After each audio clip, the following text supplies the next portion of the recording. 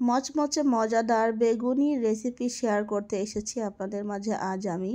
তো প্রথমে আমি নিয়ে নিয়েছি যতটুকু পরিমাপ বেগুনি বানাবো সেটা বুঝে আন্দাজ করে নিয়েছি বেসন, তার ভিতরে দিয়ে দিয়েছি চাউলের গুঁড়ি, সামান্য একটু আটা, একটু বেকিং পাউডার আর দিয়েছি লবণ, মরিচ এবং হলুদ দিয়ে ভালোভাবে মেখে তারপর দিয়ে দেবো আদা বাটা, রসুন বাটা। এখন আমি অল্প অল্প করে পানি দিয়ে এটা সুন্দর একটা ডো তৈরি করে নিব।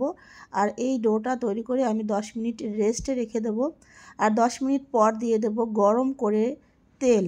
অবশ্যই করে তেল গরম করে আপনারা দিবেন, সামান্য একটু, খুব বেশি প্রয়োজন নাই। দেখুন আমি অল্প একটু তেল দিয়েছি গরম করে। আর এই তেলটা গরম করে দেওয়ার কারণেই কিন্তু বেগুনিটা অনেক সুন্দর মচমচে হবে। আর তেলটা গরম করে না দিলেও মচমচে হবে, তবে বেশিক্ষণ থাকবে না। আর এখন আমি কড়াইয়ে তেল গরম করে দিয়ে একটা একটা করে বেগুনি দিয়ে দিচ্ছি। আর এইভাবেই বেগুনিগুলো ভেজে নিলে অনেক সময় ধরে মচমচে থাকবে।